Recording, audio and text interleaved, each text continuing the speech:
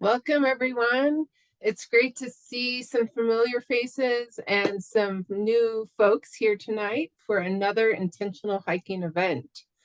Today, I'm pleased to have a friend and a fellow long distance hiker, Ron Moak, on. So Ron got to start making gear as a college student. He handmade things like tarps, sleeping bags, jackets, and bivy sacks, and that grew into his successful business, Six Moon Designs, a lightweight gear company. We are here today to talk about his new innovative travel packs and concept, adventure trekking. Ron will discuss how he identified a market need and crafted a solution that benefits people who prefer to sleep in a bed than on the ground. So I am Renee Shearer Patrick, and I'm an addicted long distance backpacker who discovered the amazing and empowering feeling of spending extended time in nature 22 years ago on my first through hike of the Appalachian Trail. I created this event series to help myself and others in the hiking community like you develop a culture of thoughtfulness and intention about the time we spend outside on trails. So thank you for being here.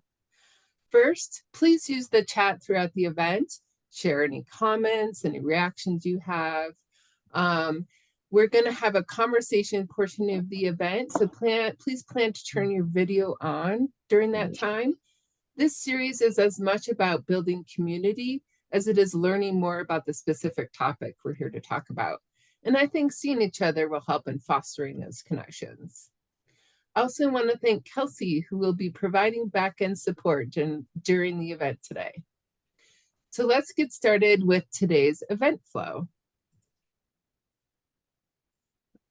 First, I'm going to give a short introduction, and then I'll have a Q&A with Ron, and we'll be sure to leave some time for your questions at the end. Then we'll transition to give away one of the new packs, the all-day carry travel pack. After that, we'll get into the conversation portion of the event for about 10 minutes, and then we'll wrap up.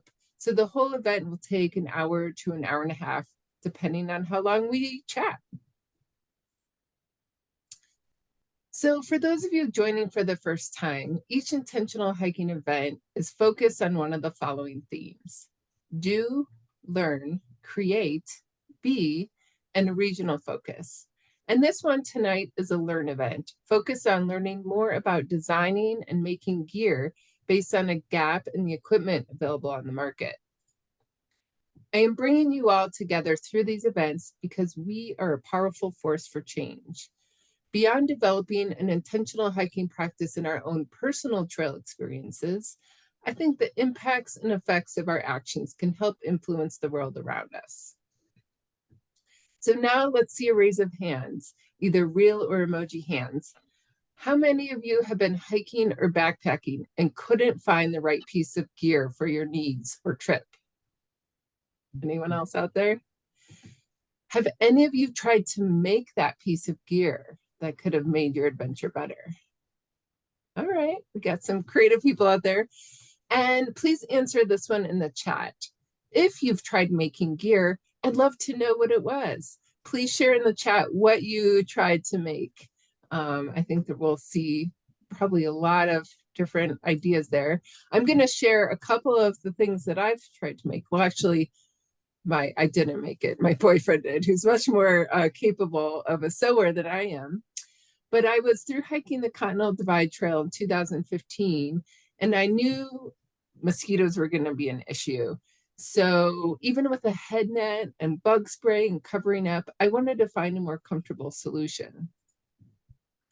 Like I said, I'm not a sewer, so I enlisted the help of my boyfriend, Kirk, to help me sew a piece of mosquito netting that would fit over my umbrella, a Six Moon Designs umbrella, that is, that had elastic at the waist, so I could walk down the trail with it and keep the bugs off my whole torso.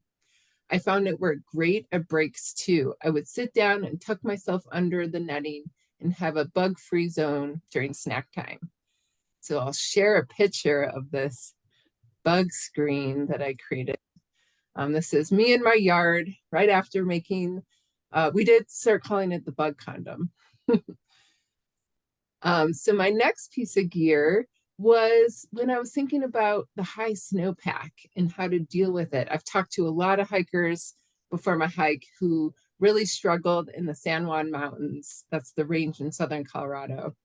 So Kirk and I had been backcountry skiing for a while at this point, and when talking to friends who had already hiked, we heard about their horrors of post-holing through miles of snow for weeks at a time. And I wondered if I could ski that terrain instead. So what we came up with was shoe ski bindings. So Kirk found a pattern online that polar explorers use. And he made a pair of these shoe ski bindings for me on a lightweight pair of touring skis we already had. We shipped them to Chama, New Mexico, and I entered the San Juan Mountains on top of the snow instead of sinking below. But I'll tell you, it was not the perfect solution because I wear low top hiking shoes. And so the weakest part of this whole system were my ankles. Because I was still carrying a full pack at this time, I had to be very careful about how I skied down. All in all, I skied about 40 miles before I sent them home in Lake City, Colorado. In both of those experiences, it was fun to experiment with making new gear that I wanted, although I didn't have the skills myself. And I didn't try to bring them to market to sell to a wide audience. That's a whole nother ball game. So I'm glad to have Ron here, who has successfully done all of that and continues to do that with 6 Moon Designs.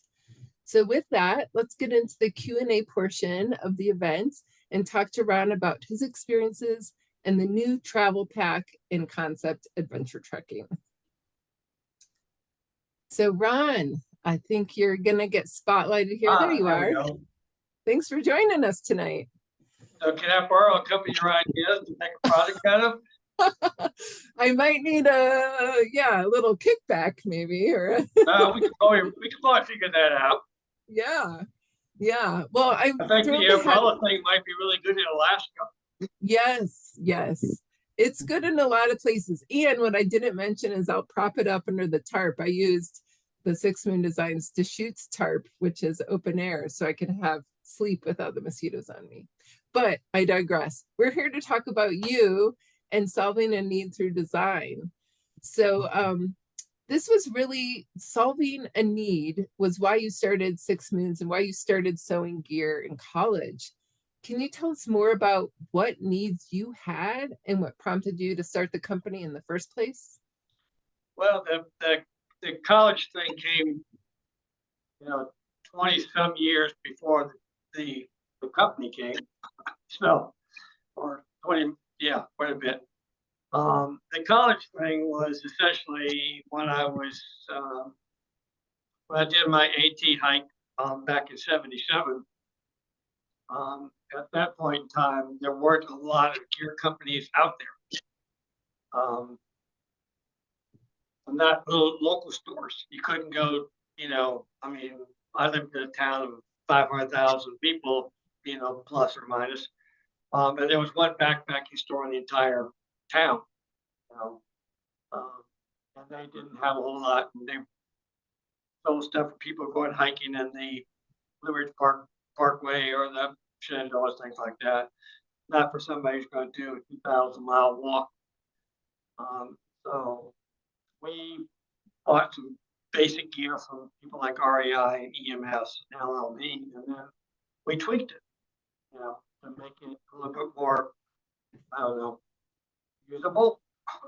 So, we carried it on the whole hike.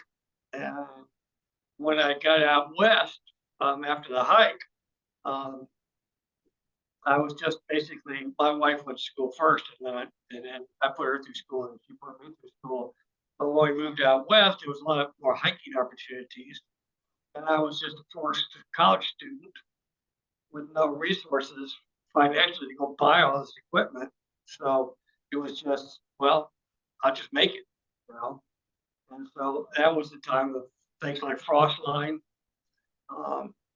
was available. You could buy a kit, sew it together, and there was a company in Corvallis that started making or selling fabric and patterns, and I just went, oh wow, you could buy Gore-Tex on the yard in those days, which you can't do that anymore. And all kinds of fabrics, outdoor fabrics, and patterns. And first I would use people's patterns, and then I would start altering people's patterns, and then I started getting rid of their patterns altogether and creating my own. So it was just kind of a way to, you know, get out there cheaply.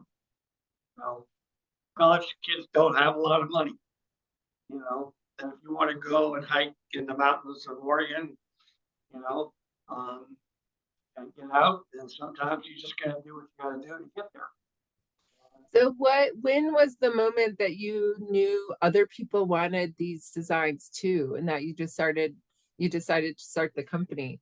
Like, had you been getting lots of comments and interest while you were using Actually, your what gear? what started the company? I had wanted at one point in time back in the early '80s to start a company, doing backpacking gear, but it was way too early, and things just didn't roll right, you know, um, because you couldn't at that time start a company without actually selling it through retail. There wasn't anything like wholesale really in those days. There wasn't the internet and all that stuff. And so it wasn't until uh, the late '90s when I started considering again because two things happened. One, the internet was there, so we could have a way to sell gear. You know, two, the ultralight movement was coming to fruition, and I saw an opportunity there, along with people like Tarptent and Gosper Gear and a bunch of us. And we said, nobody's making this gear. Everybody was making it, was making it themselves. And we said, okay, well, we can tweak it and make it our own. And we have a channel to sell it through the internet. And why not? You know, and so it was kind of like, okay, we'll just go for it. And, um, none of us thought we'd be in business more than about 6 months. you know, Well, that's great. And do you have any stories of people seeing you using your gear on trail and their reaction? Like, what was some of the reactions you got? Because you were kind of at the start of this whole ultralight phase. yeah, So what? I don't ever hike with a whole lot of newbies. I usually when I'm hiking, a lot of the time when I was doing all the stuff in the starting phases of 6 million designs, I was hiking on the CDT.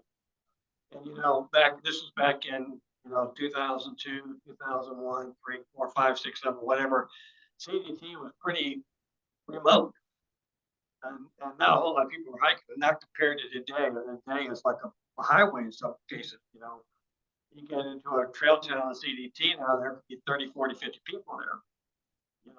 Back in the day when I was doing it, it was like like 2 or 3. Um, no, I think what to me was the biggest thrill, I think, was I spent about 5 years designing a product called the Gatewood Cape. And it went through multiple iterations and multiple trips out to CDT and multiple failures. And I'll never get this damn thing done. It was basically trying to design something like a poncho that you could sleep under that would be fully closed. And I went through every iteration you could think of and every failure out in the field on the CDT over and over and over and over again. And finally, one day I had this kind of a butt fart and said, okay, well, I throw out an idea and I said, well, that's not possible. That won't work, kind of a thing. And I said, okay, well, everything else has failed. Why not? And so I tried it. I made a modification to an existing piece of gear that was popular, and it worked. And so we, came out with the product. And then, when I got some pictures back from a customer, and they were in Europe in the Alps, and they were up on top of the Alps, on the top of the snowshoe, with the ragged mountains on both sides, with Cape held up by 2 skis, kind of like 2 skis, the top of the mountain. I said that was kind of like oh wow, I don't, how do you anticipate something like that? There's no way to do it. It's kind of like okay, that's That's the difference. That's It when must be, you know you're having an impact. You know, yeah, when you see other people using your designs and taking it farther than you even oh, considered. you can't even consider it. Yeah, I mean, it's Yeah. way beyond. You know, you're thinking about somebody hiking through the woods. You know, maybe on the CDT or someplace like that, which is compared to that, it's pretty tame in most cases. Even at 12,000 feet in Colorado, which I've done many nights on, you know, it's not like you know a snowshoe in the Alps. And it So, sounds like the going back and refining the design is an important part of the process. Like probably nothing is perfect the first time you create it, right? So it's really important to have that refinement, that editing, that using it and come back and tweaking it. Can you well, talk about that process for you? yeah, I realized early on, you know, I came to the realization that I'm the only person that goes out in the backcountry to have a miserable time. You know, or literally, you know, I go out there in a lot of cases to fail, not to succeed, but to fail. You know, because design, fundamentally design, is just about problem solving. And if you don't fail, you don't know what you're trying to solve. You know, it's very hard to solve success because it's there. But if you have a failure, you know, you say, okay, well, that didn't work. Okay, that was a miserable 4 or 5 nights. It didn't work.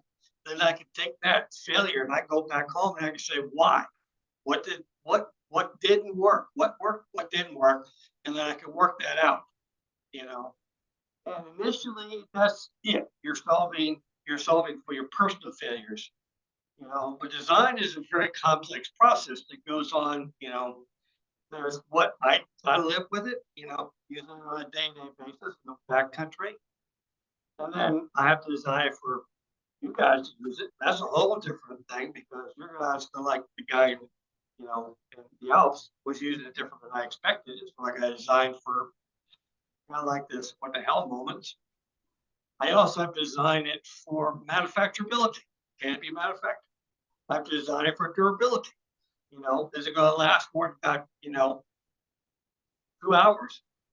I got a pack one time from Glenn Pesky, a friend of mine. He sent me one of his ultralight packs, you know, and he said he warranties the pack, you know, from basically from the trunk of your car to the beginning of the trailhead. Beyond that, that's wrong. If you look at the pack, like there's like a tissue paper, you know. So you have to think about, you know, what the warranty is and what the durability is. You have to think about, you know, what the sustainability is for the materials you have, how much you're going to purchase it, where you're going to purchase it from. All those kinds of things are all problems that you're putting through your head in that design facet. This got more complicated over the decades. You know, I mean, when we started 20 plus years ago, it was relatively simple. We had 2 or 3 fabrics we could deal with, and we had, you know, a fairly simple design phase, a very simple production phase. We got it all together. We got the products out there, and we hoped it didn't fail. And we got the results back, and we tweaked them, and we got them back out again. Today, it's a whole different mess. You know, it's interesting, but it's a much more complex. I mean, now we're getting all kinds of legal stuff in terms of what materials that you can actually sell anymore. You know, there's all kinds of materials now you can't sell in places like California, some other places. That affects not only just California, but that affects the entire world. You know, in terms of fabrics with certain chemicals and all that kind of stuff. So design is a very interesting but somewhat complex. So I'm glad I got into it and was just basically seeing how sewing machines as well as workable or not. Well, I want to talk a little bit now about your new adventure trekking series. What problem were you trying to solve that resulted in the all-day travel pack, all-day carry travel pack? What was the problem? Well, there was 2 problems. Um, you're familiar with the pack that our friend, our mutual friend, your neighbor, Brian designed for me back in the day, called Traveler Pack, you know, which was our first attempt to design a backpacking for people who were to travel internationally and fly and things like that. It was a royal, it was a nice pack. Brian did a phenomenal job on it. Between the two of us, we put stuff. We didn't really understand it too much, but I always knew that was, being able to hike and travel at the same time was an important, you know, aspect. And then 10 years ago, this time I went out. I was supposed to be hiking on the CD, but I got sick and I was devastated. And so, in order to recover, I decided I just need to go walk. I don't care where in the world. I was looking all over the world to walk in the fall. And the fallback position was the Camino, because I'd heard about it. I've known about Camino for a long time. And it was one of those places where you can just walk. I can literally throw a bunch of stuff in a pack, not even think about anything else. I mean, if you go for a 500-mile walk anywhere in the U.S. or something like that, you really got to plan for months for it. For me, I could throw stuff in a pack. I could get on a plane. I could fly, and I didn't have to worry about anything.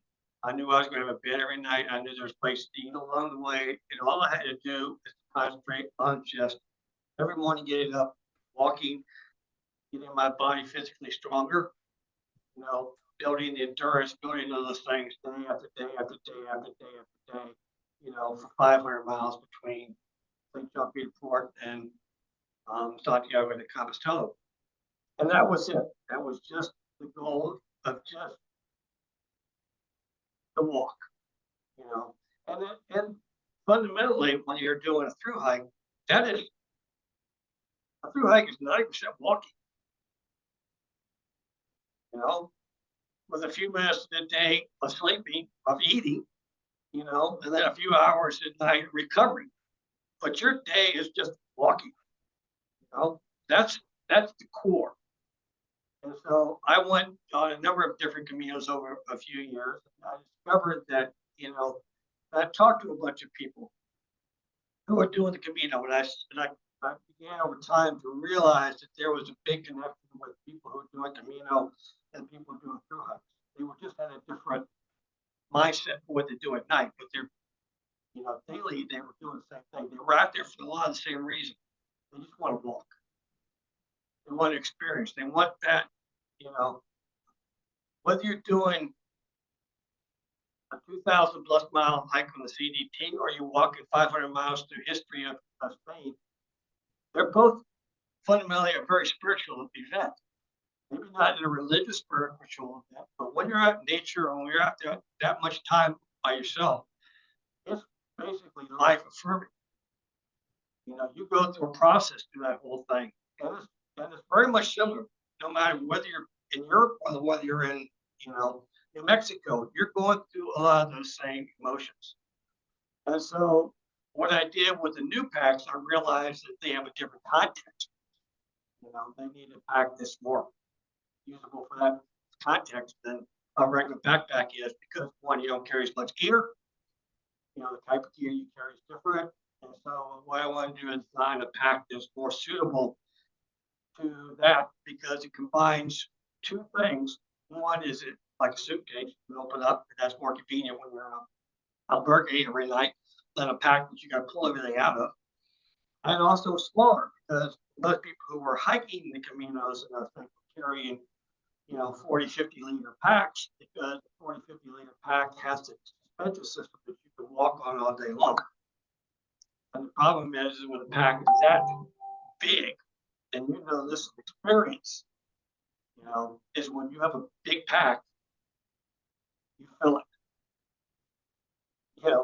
Nature affords vacuum, as they say. So you just put a bunch of stuff in. The difference is, for a through hiker, a third to half of the pack is empty a lot of the time because it's food. For somebody on the Camino, they just put a bunch of stuff into the pack, fill it up, and it becomes heavy. So we made the pack smaller so they had less stuff, so it was less tempting to put on stuff that you didn't need to carry. The second problem I had to solve is how do I sell this? I know the biggest thing is how do I convince, you know, my team here that we had such a failure doing the travel pack that everybody was kind of like, I don't want to go into that, just travel market, that's all this kind of, stuff. So how do I sell this? How do I frame it, create a market for it, create something that makes sense. And finally, going back, I think 2 years ago, I went back and I was hiking a lot, and I was on the Camino by myself in November, walking in all day rain every day for hours at a time, soloing it, trying to get to Santiago. And when you're in the rain all day long, you got plenty of time to just think. And it finally began to dawn on me that there was this market, especially in Europe and all over the world, where people just walk. You know, and the problem is that when I when I go to you and I say I'm a backpacker or through hiker, inside your head is a movie. You know, just two words, a through hiking backpacker. You immediately have a movie going in your head, and a lot of people do. Not only a movie, but you have sights and smells and feelings and anticipation. Your skin begins to tingle with the whole thought of it. Okay.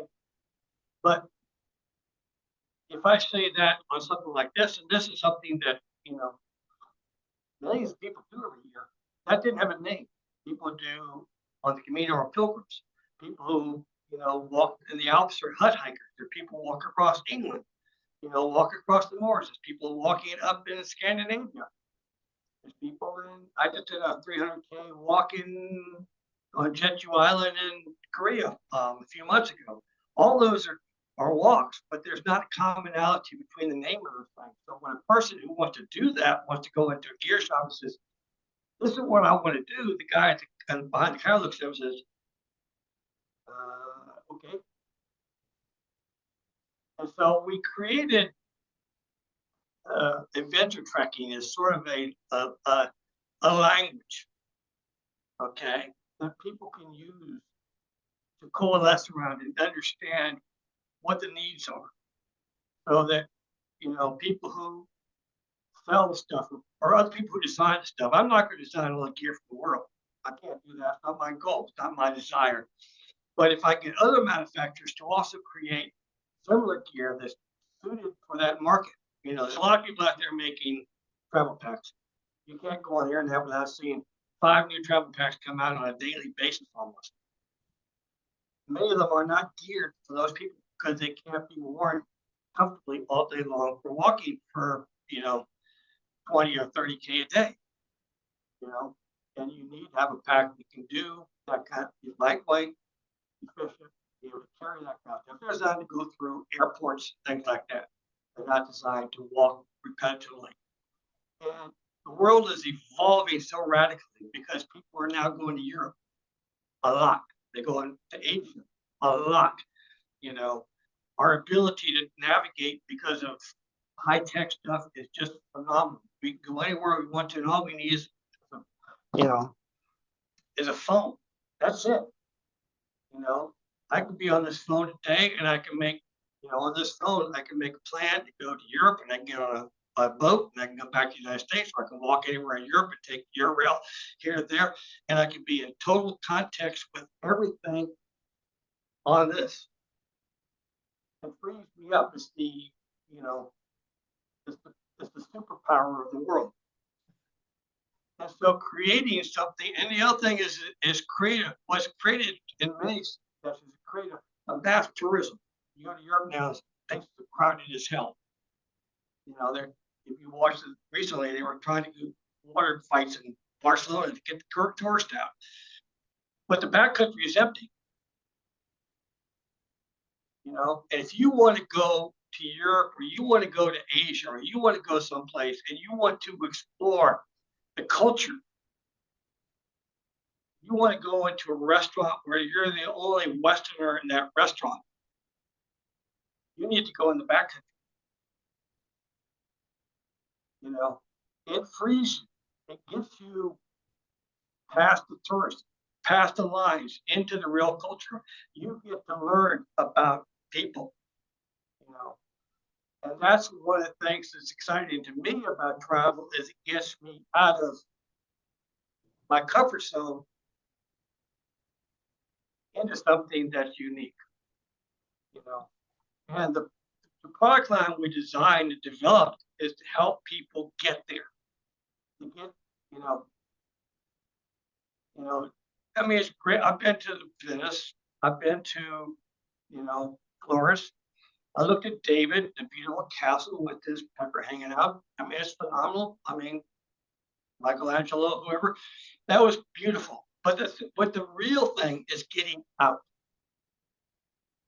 Going into a small, albergue where they're, or Jeep in France, they're Jeeps, and the people speak French, and you're spending the night in the same house as the people who live in the house, and they're feeding you food they grew in their garden, and they're making everything fresh for you at that time, and you're having a conversation in the middle of nowhere with a local. You can't get that, standing at the top of the Eiffel Tower looking out at a mass. That's only just the same thing on the PCT or the CPT or the A-team. When you're engulfed in it, then you experience it. So Yeah, I love that sentiment, Ron. That it gets you out there and experiencing things firsthand and introduces you to new people and new places. You can use it in town, you can use it in the backcountry. I think that's the versatility is what I'm really interested in. And having used a lot of your packs in the past, I know you've sort of built in some of that. So like I want to talk now a little bit more about the features. Like you use some of your harness and suspension systems that work well for the backpacking packs so that you can carry it easier and it lightens the load a little bit. Tell me about some of the other features that folks will see in this new pack. What are the things that you're excited about? Well, we designed it for, if you look at a lot of travel packs and things like that, they're basically suitcases with straps on them, kind of like, that economy is the old Ray Jardine pack, which is a grocery pack with shoulder straps, And so what happens is they put all kinds of stuff in them, to imitate suitcases, like lots of linings and lots of different things, which add weight, don't add functionality. You don't have a lining inside of a backpack, it just adds weight with no value. So we try to get the weight down. They're not quite as light as the crew hiking pack because we have additional zippers, features, things like that. But we wanted to make the weight down. We wanted to add the ability for the organization so you can get to things what you need to get to quickly without having to take the entire pack apart. Because you're going to be going through, we recognize you're going to go through airports. We designed it so the hip belt goes on and off like that, because one is if you're just traveling between, your airport and to start your hike, you don't need to wear a hip belt. You're only carrying these packs, are designed by a typical, adventure trekking pack. You're looking at about 7 kilos, 15 pounds, which is like nothing. So you don't really need that, when you're traveling on a rail or train or plane or things like that. But if you're walking for all day long, you want to have that extra capability to take it off your shoulders and redistribute the weight. It makes it just more comfortable, And so we made the whole harness system adjustable for a wide variety, just like all of our existing harness systems. Then we just added features. We added a laptop ability. But what we did, a lot of travel packs have a built-in laptop sleeve with all kinds of stuff in it, padding and all kinds of extra stuff. And I realized that while that's good, it adds a lot of weight. And what it does, if you're walking Camino, You're going to walk 500 miles. You're not going to carry, a 3-pound laptop. You're just not going to do it. You don't need it. If you're going on a business trip, I carry a laptop. A few weeks ago when I flew off to Germany, took a trip across the ocean. Yes, I did that. But when you're doing a long hike, you're not. And so if you put more stuff into the pack, support that, then what that does is that becomes a tax. I call it the tech tax. It's a tax, additional weight tax that you're applying to anybody who doesn't need it. What we did was up on the thing right there is a laptop case with almost all your tech, your laptop, a tablet, mice, cables, documents, things like that. You can slide that into the sleeve. If you're doing a business trip, pull it out, take it to the coffee shop, take it to the business meeting. I do it all the time when I go to Vietnam or places like that. When I'm going to a factory, I'll take that out, I'll carry my tech, and I'll go to the factory and I'll sit down all day long. And when I'm traveling, I'll go in there. But if I'm hiking, I don't need it. So why carry extra weight and those kinds of things? So we try to differentiate what can be used really good in one area and what can be used in another area, and be able to merge them to a certain extent so that they're, have a multiple use. You don't pay a penalty for it. Why carry an extra 10 ounces for something? That 10 ounces you can use for something more productive, right? Yeah, it sounds very versatile. Some of the features that stuck out to me is an air tab pocket. Yeah. So you can put in like that little tracker, which I think is so smart. And a passport pouch. Like, of course, you're really traveling international. And we I've got discovered to another learn little more. part in the back, that we didn't even think about it as part of the structure, because we use the same structure we use on the flight. The pack is designed for 15 pounds, but the pack itself can carry 35, comfortably. I believe in overkill to a certain extent. But there's a little pocket in the back where I travel a lot, and I carry 4 or 5 different credit cards and all kinds of additional cash from different countries, stuff like that. I'm traveling in. It's a little pocket in the back that you would never find, even if you took the pack apart pretty much. Where I can put all that stuff, and I know it's fairly secure because it's there, and it's just kind of hidden behind the framework, but it's easy to access. So there's all kinds of little things in there that are useful, that you don't have to go overboard with, but if you're traveling a lot, they just make more sense. I want to hear more about, I saw there's a grocery go-getter. What is that? Can you explain the grocery go-getter? Yeah, let me step over here and look it up for a minute.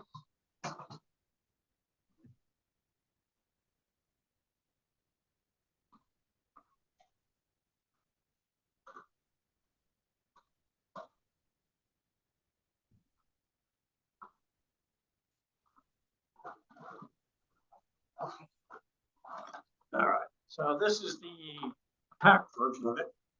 It's very light. I think it weighs, I don't know, what, 2 ounces? It's 20 liters. I can't read the weight. Anyway, it's around 2 ounces. 2.4. Okay, pretty light. Anyway, and you can see it kind of it zips into itself, And this is the full size version. So it's got a on the top. You see there's a waterproof zipper on it, and a full zipper that goes across, and the pocket itself can be attached. This is the pocket that it zips into. Somewhere here. And you can actually put stuff in here if you want to, when you're hiking, or not hiking, but when you're walking around. Now, I use this when I'm traveling because I've been on somewhere between 15 and 20 flights this year. So, been to Europe twice, been to Asia, been on 4,000 miles of railroads. Um, and so I carry this because when I get onto a plane, I carry the pack. But when I get a plane, it's small enough, I can put that up on it's a carry-on. I carry a 35. I'll be out now for 5 weeks, and I'll carry a 35-liter pack and I'll put that up there. But anything I want to get access to on the plane, I put into here.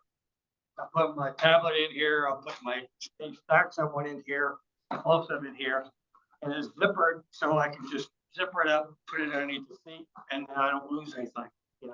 I'm old, and old people get shit, and so it kind of like, it kind of like falls and you forget about it.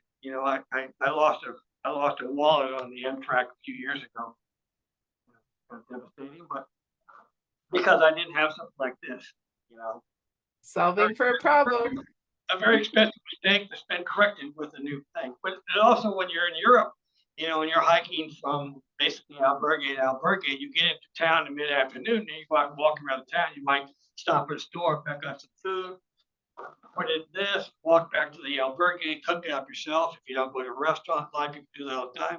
They'll share cooking with multiple people together. And so, but it's really light. It doesn't take up any room in your pack. It's, dirt cheap. That's brilliant. We have a bunch of other things we designed for this whole product line. Yeah, and I want to say there's some great videos on the website, and Kelsey had posted a link to the site where there's lots of in-depth videos on the features and the different materials and all of that. So please check that out. I want to open it up to the audience. If you have any questions for Ron, you're welcome to come off chat or pop it in, come off mute if you'd like to. One at a time, or you can put your question in the chat and we can ask Ron that way. But I will open the floor. Any questions out there?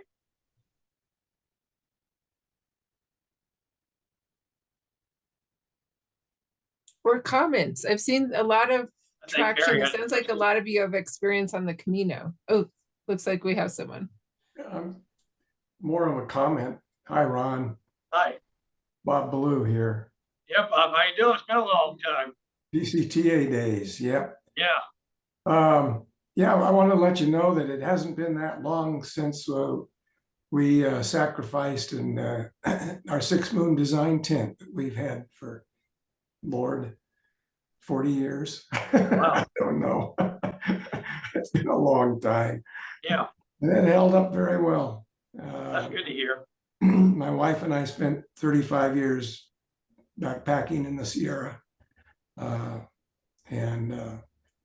We had your tent, and it was really great. It was nice and spacious and did everything we wanted it to be. But I also wanted to let you all know, you asked earlier, Renee, about people who had designed or built their own equipment. I can't claim design, but when I was in Scouts as an explorer in probably junior and high school, I had worked for the summer and I bought a Kelty pack. And our explorer post, which was like about 12 guys, were so envious, but they were a little bit younger and they didn't have the money to buy a Kelty pack. So I sacrificed my Kelty stitch by stitch. And we bought some lightweight waterproof muslin, and the Explorer Advisor was doing heliarching. He was in the HVAC business, so he knew how to heliarch. We made our own frames, sewed our own Kelty packs, and it all worked out quite well. They lasted a long time for us, for a long time. Yeah, but I've always appreciated your designs and your work. I'm now 85, and about 12 years ago, we hung it up for backpacking, but we do day hiking, and we take our little 18-foot travel trailer into the trailhead and see how far we can go in a day and back. Well, that's good to hear. I do right across a lot of 80-plus-year-old people on the Camino. They're not walking Well, actually, I had one woman a couple of years ago was passing me, and she was like 80, and I was saying, "Oh, shoot," you know. But it's always encouraging, inspiring to see people who keep it up and keep doing this. Why I'm not there doing it because I got further less ahead than I have behind. But Yeah. All right, thanks, Bob. Nice to see you here today. I see a Fireweed raised her hand. Yes. Thanks, Ron, for giving this talk. I don't think I've ever heard a talk from someone that's actually developed gear. But I had a question for you. When I was on the Camino, it was interesting to deal with, we had very little bad weather, but dealing with the rain issue, whether do you have, is your pack made out of any kind of waterproof materials, or do you have an integrated pack cover, or have you thought about that? yes, we do have a pack cover of this pack behind me right now. That one next to the blue one. It's got the pack cover on it. The pack material itself is highly waterproof. All the materials we use in the packs, are waterproof. Many of them are like multi-layers of fabric. Some are like triple layer with some reinforcement built into them. But like any pack like that, the difficulty isn't the fabric of the pack; it's the seams. It's very difficult, if not impossible, to actually waterproof a seam. However, what I've discovered is that we have, I don't have one with me, we have lots of packing cubes too that are made out of the same material. This is just a silicone polyester 40 denier. It's also waterproof. And so I don't generally take a pack cover for the most part. What I do is I pack my pack with packing cube and all the important stuff that I need to keep dry, and a little bit of water comes in.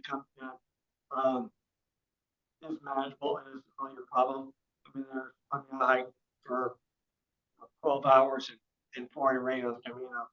And there were certain areas where it got a little wet. But for the most part, it didn't prevent it. But if I do need it or I am concerned, we do have a pack cover that will fit the pack perfectly. So everybody has their level of comfort. Yeah, Yeah. thanks. We went in May, so we had very little rain, but it was just a concern of mine because some packs actually had integrated pack covers, day packs. So Yeah. Yeah. Well, I've had integrated pack covers. I mean, I did an interim pack before this one that had during stages. One stage had a built-in pack cover that you could in a pocket. I like to give people not to overprice thing by having all kinds of empty stuff. Let people pick and choose. Some people have their own particular pack cover they like for various other packs. So I like to make the pack as simple as possible, and then let them pick and choose what they want to augment their gear with. Maybe they want to hike with one of my packs with a big Osprey back cover on it. That's fine. But I just want to give foundationally a good pack that people can use out there and be comfortable. okay, thank you. I see Scott, or I think that's Schumer. Schumer, you have a question? It is Schumer. Hello, Yeah. Schumer and Ron. Hi. And Katie. And I Hi, just Katie. a bit of a testimonial. Ron joined Coyote and Maverick and I in the Lofoten Islands a couple of years ago when I think it was your hand-stitched version of this when you were putting this thing together. I don't know if you had stitched it or who had, but it was one of your early versions of it, and we fell in love with it then, just seeing it. And of course, it wasn't available. And but Katie and I got to use it this past summer, and on Prince Edward Island. Where Mary, we got quite a bit of rain, and with a simple pack cover, I didn't even have the proper pack cover. I just had one of my old pack covers from other packs. We didn't get a drop of water inside at all. Of course, we had a chrome dome on top as well. So the umbrella sheds a lot that might go down your neck otherwise. But over the years, I don't know, I think I've lived on trail on our wilderness trails for several years of walking, and used every kind of pack, from Z packs and ULAs and Gossamer gear and yours, and just numerous, and they're all fabulous. They're all really good packs for wilderness travel. But we've done 3 Caminos now and hiked the coasts of Ireland and other places where we're going from B&B to B&B. And it's just a pain at the end of the day to have to empty your pack, onto a bed, or, the room that you're sleeping in. And this thing we used this summer was such a dream.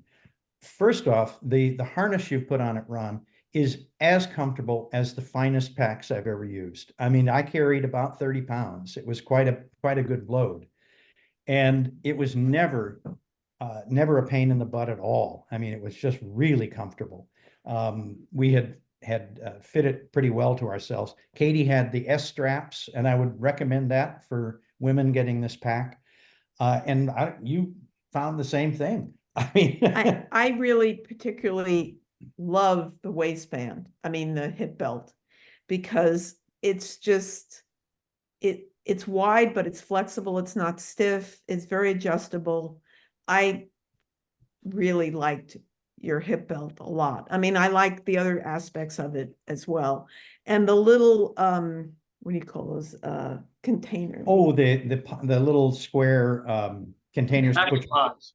Yeah, they give a real stiffness to the pack when you pack it up. And it's also organizationally. I mean, when I've Mhm. done Caminos before, which is mainly what the type of thing that I do, I'm not much of a wilderness backpacker, but it helps with organization. It helps with keeping the stuff sort of together. It works. And even though, I don't know, we had some rain. I don't think we had that much, but in a few days.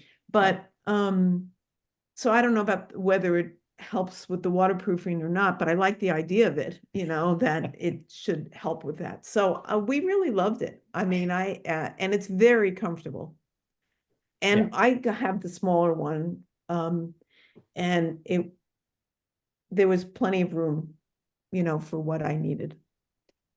Well, and after we got done walking, it was several weeks on Prince Edward Island. We had 2.5 months of traveling, basically, and just use it as a suitcase.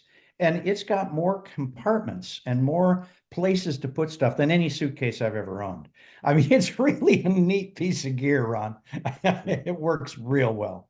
So kudos from us. Yeah, we really like it a lot. That's awesome. Thank you. And this is kind of goes into, a lot of what you commented that you liked from the chat. Dick had a question.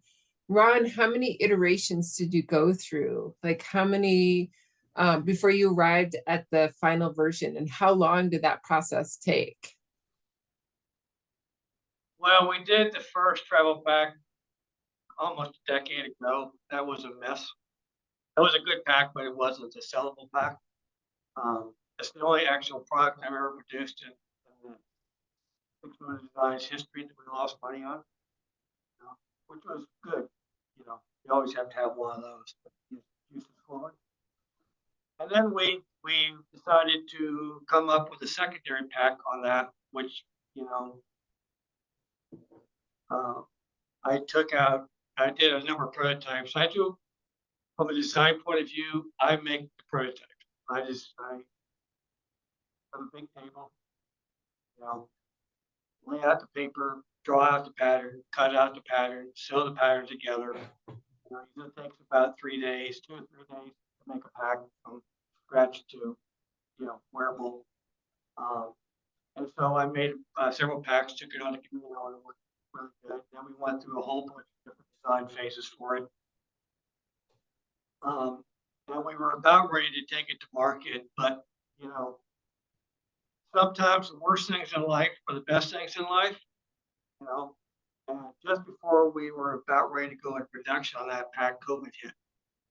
And if you know anything about COVID, it eliminated the travel market. Yeah, I mean, instantaneously, really big. You know, COVID hit, gone. Two full years, COVID was just took everything out. It wasn't anything. It was probably the best thing to happen to us. And then in 22, I decided I'm going to go back and I'm going to do a world trip, 6 months backpacking.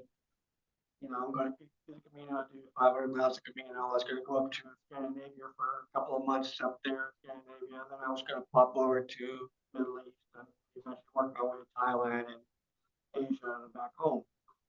And so I had this pack that I designed for a travel pack slash hiking pack. I loaded it up with basically enough doodads for 6 months, including a heavy tablet and all kinds of stuff. And within like the first 3 days, I said, "Oh God, this is miserable," you know. And like my number one rule on backpack design and been for the last over a decade was the fact that if you can put stuff in a pack, it should be comfortable. No matter what you put into it, the pack should be comfortable. I shouldn't force you to take out stuff to make the pack comfortable. I should make the pack more comfortable than you need. So no matter what you put into it, the pack will work for you. You know, that's the number one rule.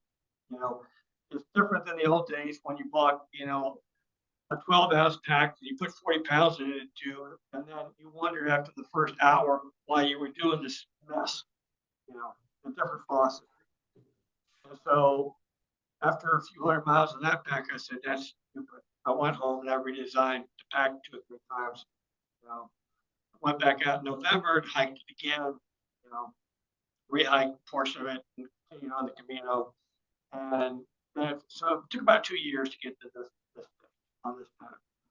How many individual prototypes did I do? I think 5. And then we did probably 5 or 6 on the engineering, whether it's engineering prototypes, which is what I make myself personally, sit down someone else.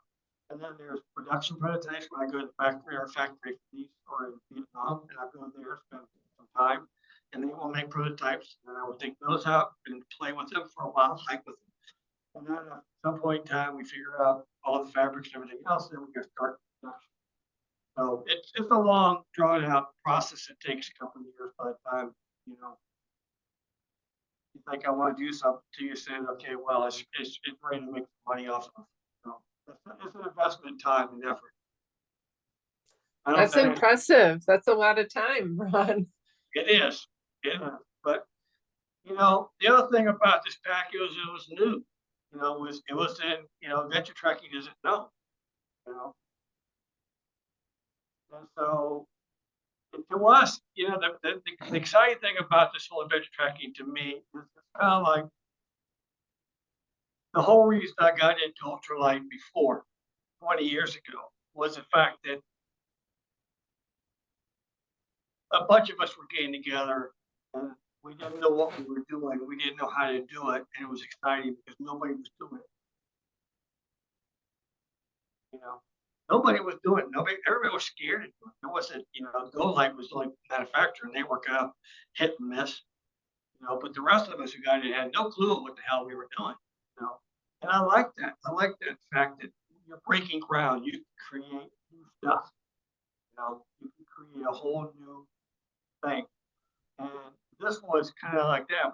Now, this is a lot much more sophisticated market, you know, than that. It's also a much bigger market. I don't think people understand how big the adventure trekking market really is because it's not really something that's dialed in. But if you just take the statistics of Camino alone, you know, forget all the Alps, the Dolomites, everything else. You know, there's 4,000 huts in the Dolomites alone. Let them blow your brains out. Just take Camino alone.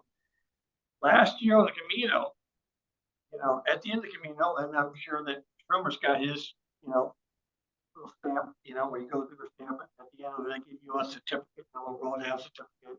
You've done Camino, congratulations. You know, In 2023, the Catholic Church in Santiago handed out around 500,000 Compostelas. 500,000 people stood in line, handed over their little passport with all their stamps to get a sheet of paper that says they completed their Camino. Now, I did the trail last year, and I didn't need a Compostela because I have one. I don't really need 2 or 3 or 4 of them. I don't care. I just like to hike. Just like, when you get to the end of the AT, what do they keep at the end of the AT? They get a pat on the back. But the point is that's 500 people who got it. 500,000 people got it. That doesn't include all the people who get on it, start walking it, and get off of it, or come back a couple of years later and get on walking it, or all the other people. So you've got to add hundreds of thousands of people on top of that. Then you got to add the people who are walking through the Alps. You got people walking through the Dolomites. You got people walking across Scotland. You got people like Schumer did, 2 years ago. He was hiking across, up in Sweden and Norway. A lot of those trails up there also have cabins you can stay in every night. I spend a night every night. There are literally over 1 million people doing this around the world every year, and it didn't have a name. It does now. We have time for one more question. Michael, I want to pass it to you. Sweet, thanks. Yeah, real quick. Yeah, Ron, thanks for this. This is really awesome to listen to. I've used you guys' Luna tent quite a bit. Love it. And I just, you're talking about your prototyping process and that feeling of excitement with kind of breaking new ground with ultralight designs. And I'm just curious what how you keep that excitement. How do you, stay on top of new trends or new materials or what you're excited to be breaking ground on in the future?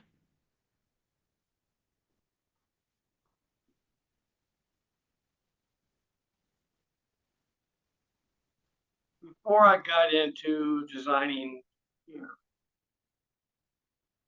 the last 20 years before I got into the gear design, which is probably the most formative 20 years I ever spent in my life, I was in computers from the beginning of PCs back in the day, early 80s, when PCs were just hunks of iron with a lot of circuitry and no value. And I learned a lot, taught myself a lot, learned a lot, and eventually became a systems analyst, writing thousands and thousands of lines of code, breaking very complex programs down into little bits and pieces and sorting them out and creating this thing and then putting this whole massive things together. And what I liked about that was the complexity of the design. Taking complex problems and breaking them down into little bits and pieces and saying how the pieces work together. And so whenever I design a new tent or a new pack or something like that, I use those same analytical skills, break it down. I don't like designing simple stuff. Anybody can design a car, anybody can design, go-getter. Like I think I designed the go-getter in 40 minutes. I need products like that, to augment the line. I like complex things. That the challenge up here, it keeps me engaged. I'm not young anymore. I'm in my 70s now. And the one thing that drives me is an old French saying. It's called, I'm sure everybody's heard of it, called raison d'etre. Which is basically French for reason to be, or reason to exist. And for me, looking at complex things, looking at relationships between how people use their gear, how people interact with people, how things work together, is what drives design gear. Solving problems is what I live for. It's the only thing I've ever really been functionally good at. So that you can do it. Thank you, Ron. Well, it's been a real pleasure to have you on. We're going to move on into the giveaway portion. So someone's going to be lucky enough to win one of these all-day travel packs. And then during the small breakout room conversations, you may be lucky enough to be in a room with Ron and you can pick his brain a little bit more. But first, we are raising money tonight for All the West, the American Long Distance Hiking Association, WEST. So they're the nonprofit partner that many of you donated to during registration. So All the West is an organization of individuals interested in the pursuit of all things long distance hiking. They provide a forum for the exchange of ideas from gear to food, expectations, weather, and even how to ease back into life after the trail. So they hold educational sessions both online and in person each winter to prepare hikers for the next hiking season. And they give out the Triple Crown Awards. So people who've hiked the 3 long trails, the AT, the PCT, and the CDT. And the upcoming gathering is where they give out the awards. And that is September 27th through 29th at Camp Augusta in Nevada City, California.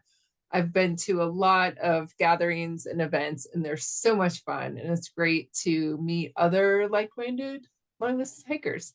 So you all raised $55 through donations during registration. So thank you. Now we're going to transition to the giveaways, which I'm sure all of you are here to learn more about. So you're going to have the opportunity to win the all-day carry pack, travel pack. As we've talked about, this melds 6 Moon Designs support system and comfort with travel convenience for a growing community of people who like to travel the world and sleep in a bed at night.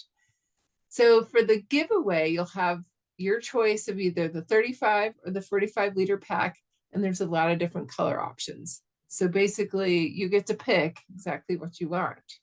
So get ready in the chat. The question for the winning pack is a subjective one. So there's no right answer.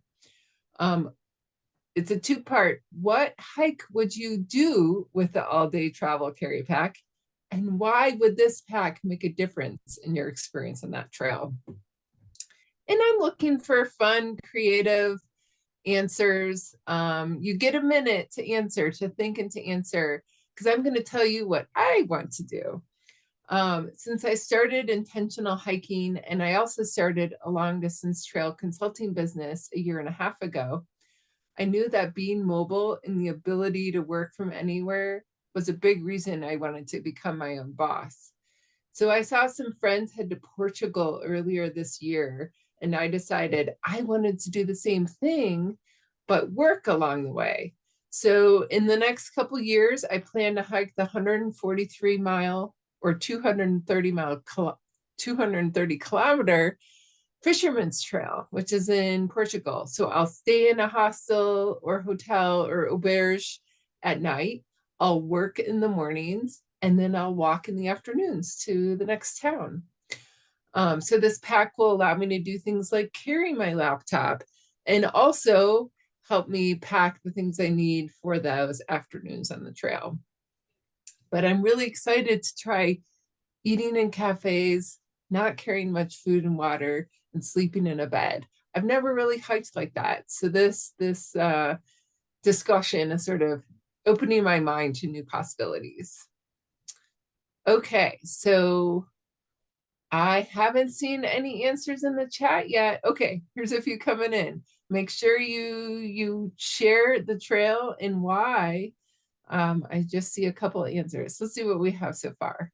We have Japan and ride the high-speed trails or high-speed rails. Go to your home of Kazakhstan and hike cities and mountains that I remember from my childhood. The pack would make it seamless. Dick says a section of the West Coast Trail in Southwest England, and it would allow me to carry only the pack and be great for organization. Lori says I'd bring this pack to a yoga retreat in Mexico, and then we would be at a resort. Oh, the second question was, why would this make a difference? Oh, I see another pilgrimage in Japan. I see a trek across northern Scotland. I'll give you one more minute. Oh, Kelsey says she would love to use things all related to park rangering and living in a park. Space to carry supplies for the kids that she works with and hop on trails. I see one for the Pembrokeshire Coastal Path in Wales. Ooh, yeah, you can have your stuff shuttled. Oh, save the cost of having your stuff shuttled. Yes, and then the Shikoku 88 pilgrimage in Japan. We have one more.